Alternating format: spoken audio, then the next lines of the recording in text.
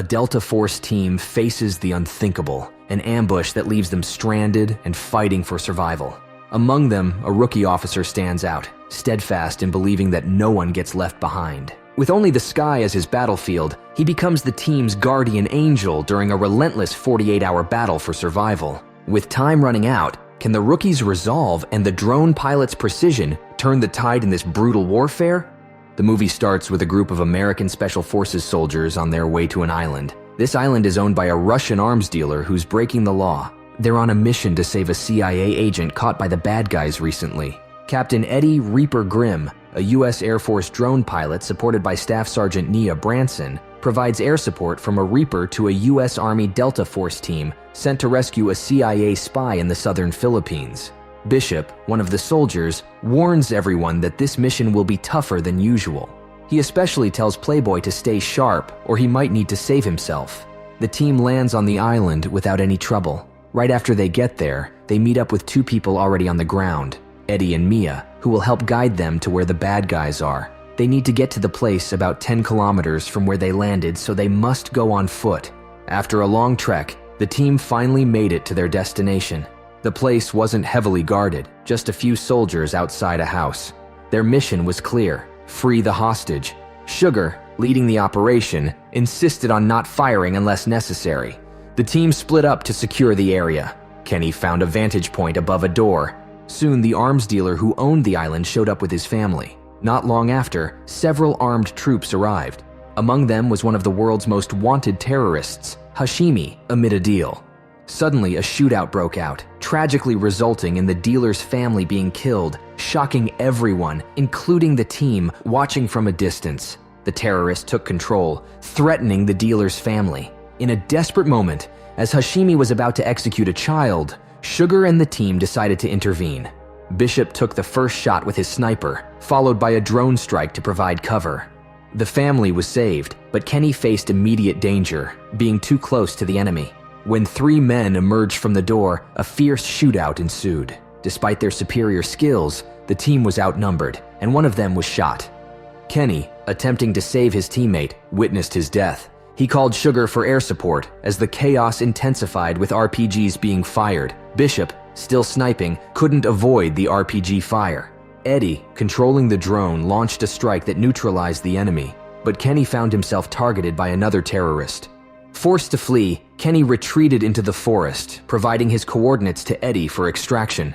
Despite the clear danger, Eddie encouraged Kenny, who then stumbled upon armed men and had to hide. After evading detection, he continued towards the extraction point, awaiting helicopter rescue. While Playboy was navigating through the dense jungle, his colleague Reaper from the office called to check on him. During their conversation, Playboy mentioned that he's from Ohio, just like Reaper. This revelation surprised them as they realized they were neighbors back home. Playboy also shared something personal. He had recently returned home to Ohio to bury his father. Continuing his mission in the jungle, Playboy got closer to his target. Reaper, monitoring the situation, assured him that his path was clear. With the green light from Reaper, Playboy marked a landing point for the helicopter. Soon the pilot began the journey to extract him. The helicopter arrived, but almost immediately they came under attack. Shots were fired, and Playboy was hit. Thankfully, his bulletproof vest saved him, and he emerged from the situation without a scratch. The helicopter was attacked by an RPG and had to retreat. Eddie provided drone support, striking the enemy. A firefight ensued, with additional air support helping Kenny fend off the terrorists. Eddie had to designate a new extraction point for Kenny, directing him through challenging terrain. After an intense encounter with enemies and a risky escape, Kenny found temporary refuge under a waterfall, but was eventually captured by terrorists. Tortured in a house, Kenny's situation seemed dire until an unexpected rescuer, Sugar, appeared and freed him. It was revealed that Bishop was alive but held captive. With Eddie still on their side, they planned a daring rescue for Bishop, hoping to overcome their situation without external help. Kenny and Sugar tried to tell their base what they planned to do next. However, Eddie and the commander-in-chief told them not to go after the enemy, but Kenny and Sugar wouldn't listen. They were determined to advance their mission. Playboy finally got in touch with Reaper. When Reaper asked where he was, Playboy told him he was with the Alpha team, and they were on their way back to the initial area of operations, AO. Reaper informed Playboy that the asset had been located. But Playboy clarified they weren't going after the asset. Their mission was to rescue a captured team member instead. Understanding the situation, Reaper mentioned that a quick reaction force, QRF, was being assembled and advised Playboy to hold their position and wait for the QRF to arrive for support. Despite Reaper's reluctance for them to head there, Playboy ended the communication and they decided to proceed with their plan. Their strategy was clear: drop bombs to create a diversion, storm in, and rescue their teammate, eliminating any threats they encountered. They planned to target the area around the cave entrances on the ridgeline, spacing the bombings 15 minutes apart as they advanced. The idea was to move in and locate Bishop as soon as the first strike hit, betting that the chaos would keep their enemies distracted. Eventually, Eddie and the Colonel gave in to Kenny's insistence. They agreed to send 2 bombers to destroy the bunker. Not long after, the Colonel relieved Eddie from his duty and replaced him with another operator, instructing him to ensure Kenny and Sugar's safe return. Shortly after, Kenny and Sugar snuck back to the house. They quickly dealt with a guard outside. Inside, they found 2 terrorists distracted by a football match on TV. Sugar took one down quietly with a knife, but as he went for the second, he was shot in the leg. Kenny helped Sugar handle the situation, but another attacker showed up and fired at them. They managed to defeat him by smashing him through a glass wall. Outside, they encountered and swiftly took out 2 more terrorists. While searching for Bishop, they ran into more enemies. Sugar saved Kenny from getting shot, but then a grenade exploded nearby, injuring Sugar and leaving both him and Kenny captive in the bunker, where they found Bishop in a cage. Kenny warned the terrorists about the impending airstrike, urging them to leave the bunker or face certain death. However, the terrorist leader, Hashimi, dismissed Kenny's warnings and began interrogating him, wanting to know the US Army's plans. Despite Kenny's repeated warnings, Hashimi tortured him, not realizing the danger closing in on them.